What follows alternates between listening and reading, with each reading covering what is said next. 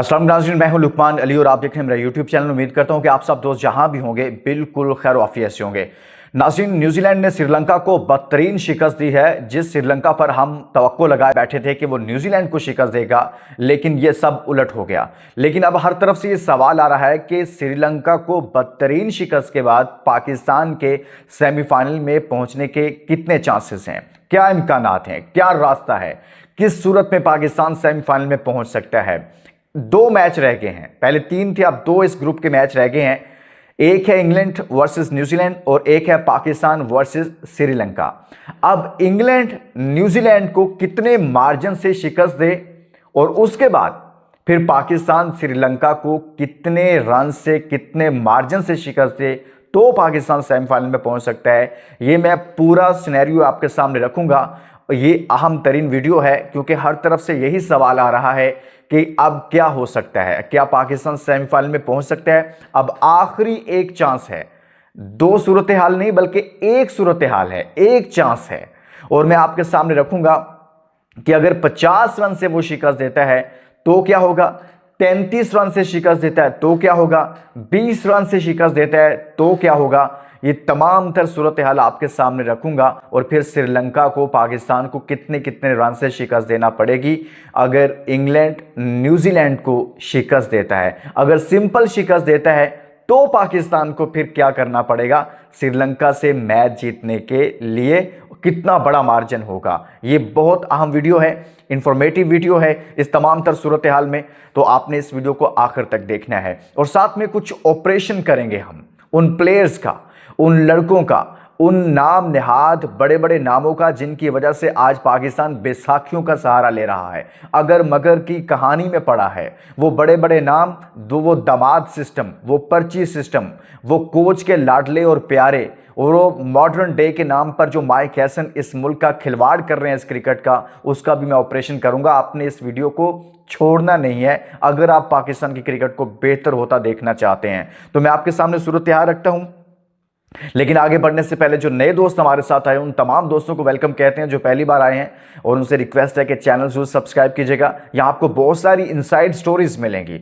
और जहाँ जहाँ से भी आप वीडियोस देखते हैं तमाम दोस्तों का दिल से शुक्रिया। पाकिस्तान के तमाम शहरों से देखते हैं, भारत से बहुत सारे दोस्त देखते हैं, कश्मीर की वादियों से देखते हैं, फिर यूके, यूएसए और बहुत बड़ी तादाद में यूएसए से देखते हैं, यूरोप से देखते हैं, अरब ममालिक से देखते हैं। परदेसी भाई जहाँ जहाँ से बैठे हुए हैं, आपका दिल से शुक्रिया। और इस वीडियो को शेयर कर दीजिएगा। कमेंट्स में जाकर आपने राय देनी है कि अगर मैं आपसे ये कहूँ कि इस टीम में से हमेशा के लिए T20 फॉर्मेट से 3 प्लेयर्स को निकालना हो तो आप किसको निकालेंगे। आपने उन 3 प्लेयर्स का कमेंट्स में जाकर नाम लिखना है और इस वीडियो को शेयर कर देना है। सबसे पहले तो दोस्तों मैं आपको बताऊं जो सिनेरियो बन रहा है कि न्यूजीलैंड को शिकस्त देनी है। पहले हम कह रहे थे जी श्रीलंका न्यूजीलैंड को शिकस्त देगा, लेकिन सब उलट हो गया। और आपको पता है कि क्या हुआ है, श्रीलंका, न्यूजीलैंड ने पहले 168 रन बनाए, जवाब में सिर्फ 107 रन श्रीलंकन टीम बना सकी और 61 रन की जो बदतरीन शिकस्त दी है ना 61 रन से, उसने पॉइंट्स टेबल को तब्दील कर दिया है। पॉइंट्स टेबल पर इस वक्त न्यूजीलैंड दूसरे नंबर पर, इंग्लैंड तो चला गया, क्वालिफाई कर गया सेमीफाइनल, +3 पॉइंट्स के साथ है। नेट रन रेट जो है उसके पॉइंट्स 3 है, लेकिन नेट रन रेट उसका +3.050 है और पाकिस्तान तीसरे पर है -0.461 और 1 पॉइंट है पाकिस्तान के पास। श्रीलंका से मैच जीता है आखिरी तो 3 पॉइंट हो जाएंगे।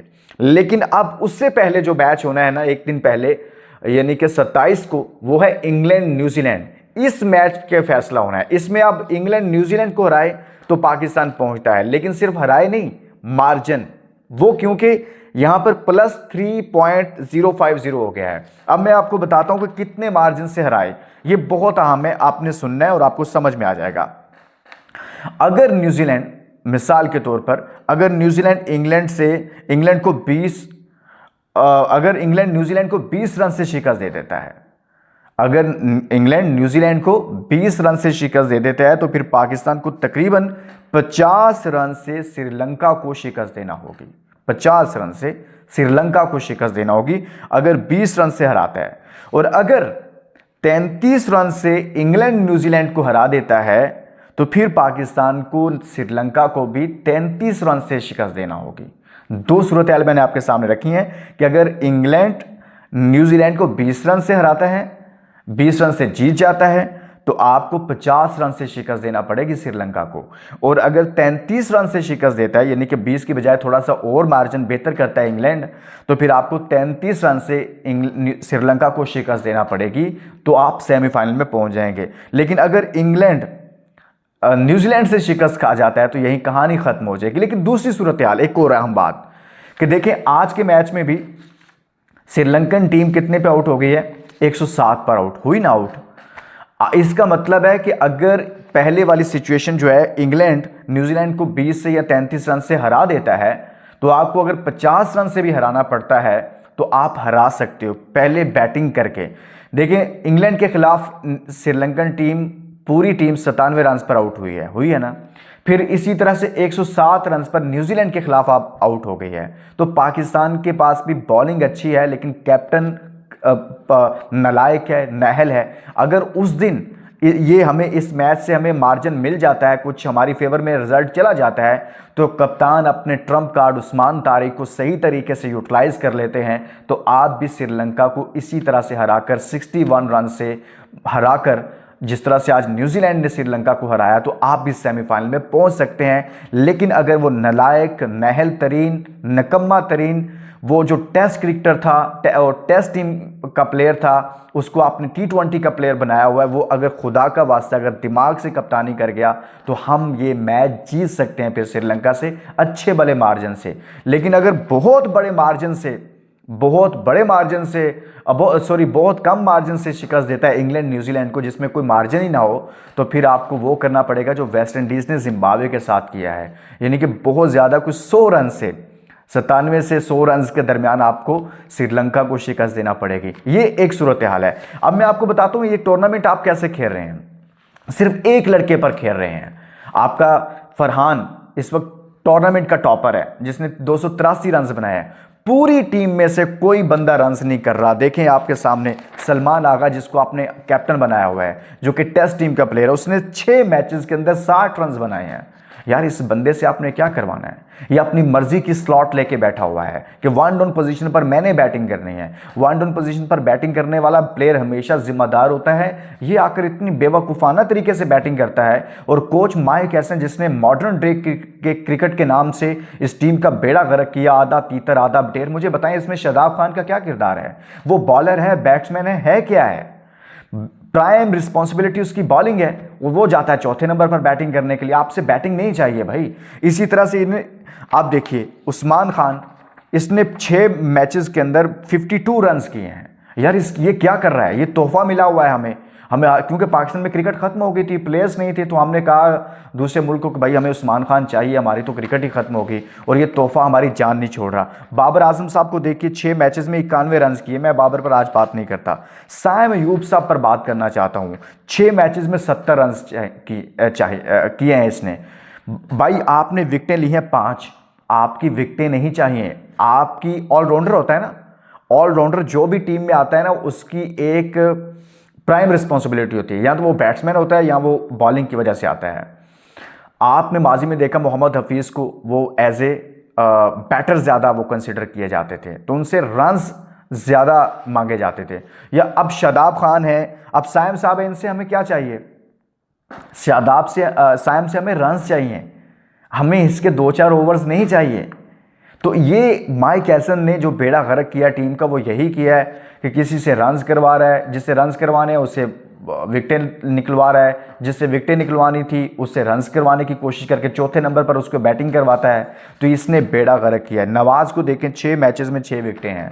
ठीक है, विकेटें बेहतर हैं, लेकिन रन्स आपने इससे बेहतर था। ख्वाजा नाफिस स्पेशलिस्ट बैठा हुआ है, आप स्पेशलिस्ट नसीम शाह बैठा हुआ है, स्पेशलिस्ट बॉलर आपके पास अबरार बैठा हुआ है। इतनी सारी ऑप्शंस हैं, लेकिन दिमाग नहीं है।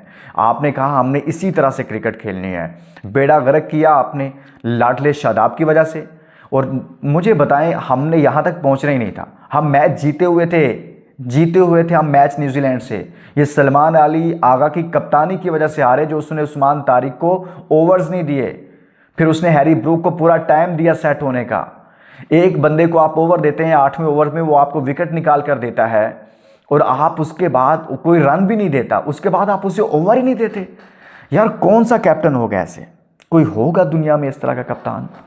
ये सिर्फ सलमान आगा कर सकता है। इस नालायक बंदे की वजह से मैं कहता हूं पाकिस्तान क्रिकेट टीम में बहुत बड़े ऑपरेशन की जरूरत है। प्लेयर से ज्यादा आपको करने की जरूरत यह है कि आपको इस मैनेजमेंट के अंदर बैठे हुए लोगों को फारिग करने की जरूरत है, इस कोच को फारिग करने की जरूरत है। ये कोच नहीं है इस टीम को बेहतर करने वाला। आपके पास एक गैरी आया था ना, गैरी क्रिस्टन, जिसके साथ आपने बहुत ज्यादती की, आकिब जावेद साहब, वो था, वो आपकी टीम को टीम बना सकता था। लेकिन आपने मिडॉकर लोग हैं, मिडॉकर लोगों को पसंद करते हैं। शुएब अख्तर सही कहते होते हैं। तो दोस्तों ये सिनेरियो बन रहा है पाकिस्तान का, इस सूरत में पाकिस्तान पहुंच सकता है। इजाज़त दीजिए, अपना बहुत सारा ख्याल रखिएगा, इस वीडियो का ख्याल रखिएगा। अल्लाह हाफिज़।